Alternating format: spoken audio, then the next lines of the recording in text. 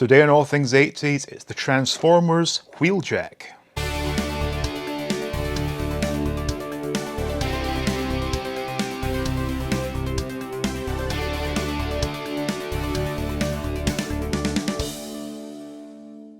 Welcome back to All Things 80s, and if you've been watching my recent videos, you will know that I am currently heavily into the G1 Transformers. Now, thankfully, through means of Chinese knockoffs like this, and the commemorative series, and the Hasbro Walmart reissues, I've been able to acquire some brand new G1 Transformers at a ridiculously good price when compared to the price being asked for genuine G1 originals. So this, of course, being the Chinese knockoff, I did buy it from an American seller. I've still not had the courage to send my money directly to China yet. We may cross that bridge at some point, but this was a safer bet. A few dollars more than it would have cost had I bought directly from China, but I just felt more comfortable buying it from within the US. So this is a Transformer I've always admired, one that I've never had before, so I'm extremely excited to get this opened up and to check it out. So here we are with our G1 Wheeljack, and I've said this many times before and I'll continue saying it, but I think Transformers had the best packaging of all the toys of the 80s. It's just so iconic, and in this case we do see Wheeljack in all his glory, and of course there's the car, the Lancia Stratos Turbo, looking pretty good in the box here. Again, such iconic artwork on the back. And unlike the reissues from Walmart, etc., the schematics almost do require the decoder to read them. And I think this might contain a decoder, but we'll see what happens when we open it. So anyway, all that's to be sort of said about this is fantastic packaging, great cardboard as well, really, really good quality. So without further ado, let's get this thing opened up and see what's inside.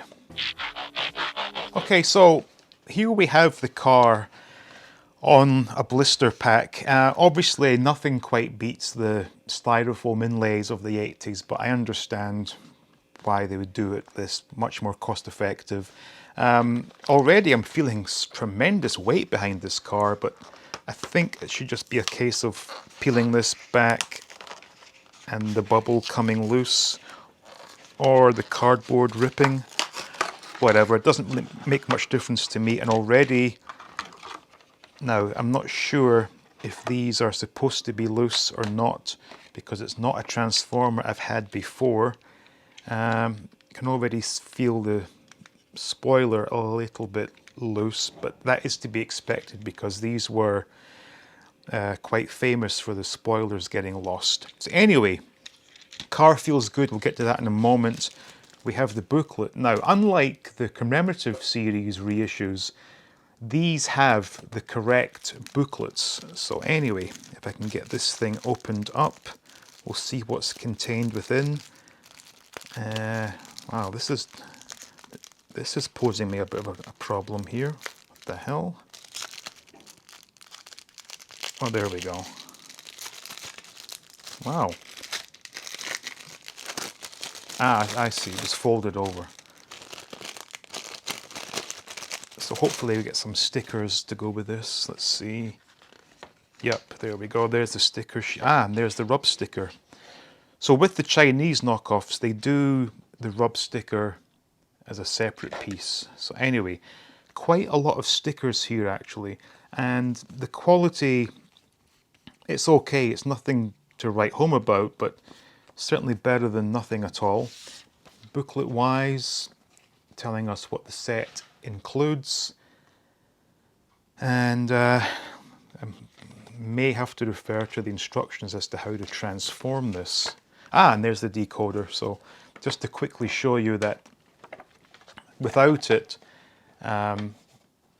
it can be read, but much easier with the decoder. So hope you can kind of see if that's in focus. So there's it is without, and there it is with. But trust me, it works a treat. Now,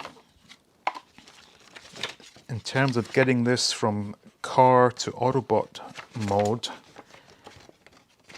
now I'm wondering, these wing pieces, do these stay on when in car mode, or do they have to be removed? I'm not too sure. But this, I think, will definitely be one of those parts of the video where I will have to speed this up because I'm going to have to take my time to transform this. So I guess all I really can do at this point is get it transformed and get the stickers applied, and then we'll talk about Wheeljack in Autobot mode.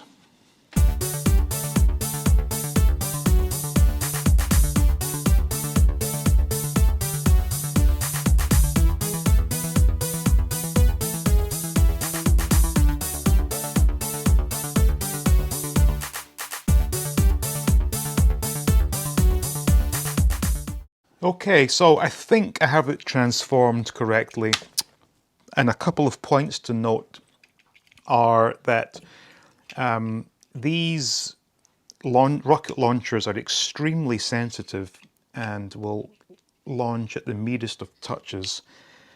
In terms of transforming it, relatively simple. I had problems with it because getting the front of the hood to pull down was extremely tight and stiff, and I thought I was going to break it, but I did manage to get it free. And in all honesty, definitely not one of my favorite looking Autobots. It is what it is, and it's nice to have it. And I've got to say, the quality of it is fantastic, especially given the price of these things. They are, of course, knockoffs. They're not genuine, but they're extremely well made.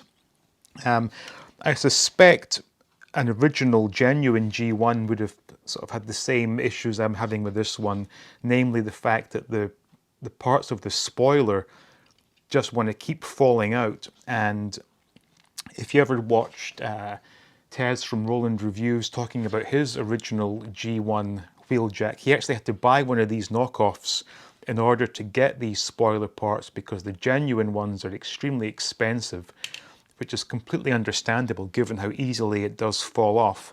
Fortunately for me, it's going to stay on display in Autobot mode, so I won't be moving it around too much. I didn't put the stickers on yet because that's not really something you need to see me struggling with, but I will do that and I'll show you what it looks like at the end of the video. But all in all, once again, I feel as if China has done a really good job on these. Yes, purists will say it's not real, it's a fake, and they are indeed correct. But for my use and for what I want this for, this is exactly what I'm looking for.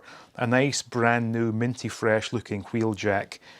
And as I mentioned, it will be staying in Autobot mode on my display, so I'm not too concerned about pieces falling off or whatever. All in all, am I happy? You bet I am. So this has been an extremely long and frustrating process to get these stickers on. I have to say the instructions are absolutely useless, completely unclear, they're missing numbers. So I went online and looked at images of other Wheeljacks to get a rough idea as to where to put the stickers. I've done the best I could. Will say the stickers are extremely poor quality. So if you are getting one of these, I may suggest ordering a set of replacement stickers from a slightly better source, because these, as you can see, the ink that was used does rub very easily. The stickers themselves are extremely thin, and in all honesty, it was a rather unpleasant experience. However, with that being said, now that they're on, it does look good, and as I mentioned previously, I will be keeping this in Autobot mode for my display. So thankfully I won't be having to touch it or, manipulate any other parts, because I do feel, whilst it is nice, it was extremely cheap. Obviously, with it being a knockoff, the quality is not as good as if it were a genuine Hasbro product. But nevertheless, I am indeed very happy with this. So that was the Chinese knockoff of a G1 Transformers Wheeljack, and if I had the courage, I would buy directly from China, because by doing so you will save approximately $10 or $12 when compared to buying it within the US. But maybe one of these days I'll take the plunge and send my money straight to China and see what happens. So anyway, I hope you enjoyed that. I want to say thank you for watching, with extra special thanks to the patrons. please like, please subscribe, and as always, stay tuned for more videos from All Things 80s.